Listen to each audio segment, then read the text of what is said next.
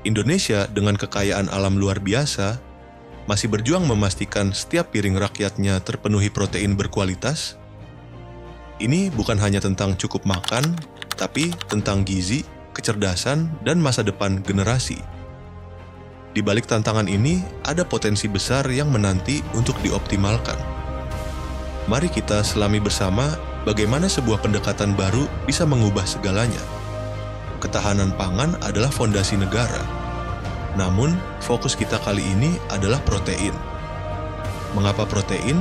Karena asupan protein hewani, daging sapi, ayam, ikan, kambing, dan nabati, kedelai, palawija, sangat krusial untuk pertumbuhan fisik, kognitif, dan mencegah stunting yang masih menghantui jutaan anak di Indonesia. Di satu sisi, kita punya potensi luar biasa, lautan luas, tanah subur, populasi ternak. Tapi di sisi lain, realitanya penuh tantangan, disparitas distribusi, ketergantungan impor, dan efisiensi sektor pertanian yang masih rendah. Untuk mengatasi masalah raksasa seperti ketahanan pangan, kita tidak bisa lagi memakai cara lama. Kita butuh kepemimpinan ekosistem. Ini bukan tentang satu pemimpin di puncak, melainkan sebuah orkestrasi kolaborasi lintas batas. Pemerintah, industri, akademisi, dan masyarakat bergerak bersama menuju tujuan yang sama. Bayangkan, bukannya bersaing, mereka justru berjejaring, berbagi kekuasaan, dan menciptakan nilai bersama. Inilah yang disebut ko-kreasi. Ini penting karena masalah pangan itu wicked problem, terlalu kompleks untuk diselesaikan satu pihak saja. Pilar pertama adalah inovasi. Kita harus adopsi teknologi 4.0 seperti AI, Big Data, dan IoT. AI bisa memprediksi panen, mengoptimalkan pakan, deteksi dini penyakit. Big Data bantu kita tahu tren konsumsi. Tapi ingat, adopsi AI di sektor pertanian kita masih rendah, hanya 1,3%. Investasi di teknologi high-tech juga masih defisit. Ini pekerjaan rumah besar. Kita perlu kepemimpinan ekosistem untuk mendorong investasi kolektif dan membangun kapasitas inovasi lokal. Making Indonesia 4.0 sudah jadi blueprint-nya, tapi perlu akselerasi di sektor pangan. Pilar kedua, distribusi berkeadilan.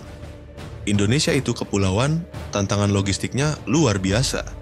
Disparitas harga dan ketersediaan protein di kota besar dan daerah terpencil itu nyata. Kita butuh jaringan logistik kolaboratif, memanfaatkan e-commerce pangan, dan teknologi tracing via blockchain agar produk dari desa bisa sampai ke kota dengan harga wajar, dan sebaliknya. Kepemimpinan ekosistem mengkoordinasikan BUMN logistik, operator telekomunikasi, dan UMKM lokal untuk merajut jaringan ini. Ingat, kesenjangan digital antar wilayah harus diatasi untuk pemerataan distribusi.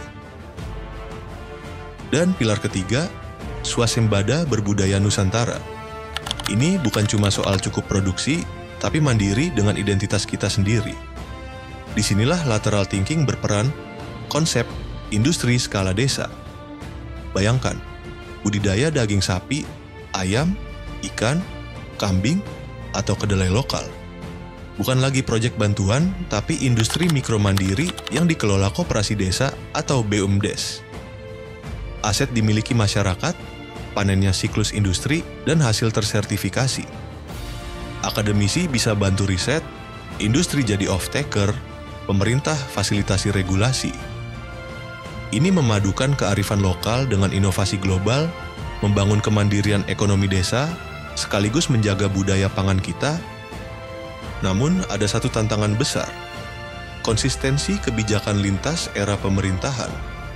Sektor pangan butuh puluhan tahun pembenahan, bukan sekadar siklus 5 tahunan. Bagaimana menjaga estafet kepemimpinan ekosistem saat presiden berganti, menteri berubah? Jawabannya ada pada kepemimpinan ekosistem yang membangun kerangka kerja kuat. Visi bersama yang terinternalisasi.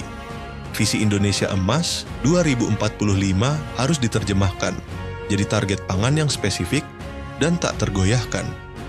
Mekanisme tata kelola multi pihak, kita butuh dirijen di tingkat nasional, Forum Koordinasi Lintas KLP yang punya legitimasi untuk mengawal implementasi jangka panjang seperti konsep collective impact. Indikator kinerja berkelanjutan. Bukan hanya target jangka pendek, tapi ukur kemajuan gizi, pemerataan, dan kemandirian produksi protein secara jangka panjang. Untuk akuntabilitas dan continuous improvement. Penguatan SDM lokal dan regulasi adaptif. Investasi pada upskilling dan reskilling masyarakat desa mutlak. Pemerintah juga harus adaptif, revisi regulasi yang menghambat inovasi di tingkat lokal. Ini adalah bagian dari Digital Transformation Strategic Framework pemerintah yang menggarisbawahi pentingnya Dynamic Capabilities and Agile Governance. Apa manfaatnya semua ini? Bagi regulator, ini panduan untuk kebijakan yang konsisten, alokasi sumber daya yang presisi, dan tata kelola digital yang kuat. Bagi industri, ini strategi investasi dan inovasi yang berkelanjutan, meningkatkan daya saing global, dan membangun talenta kolaboratif. Dan bagi akademisi, ini pengayaan teori dan basis data untuk penelitian lanjutan, serta materi ajar yang relevan untuk generasi mendatang. Lebih dari itu, ini adalah fondasi untuk Indonesia Emas 2045, generasi yang sehat, cerdas, dan mandiri protein.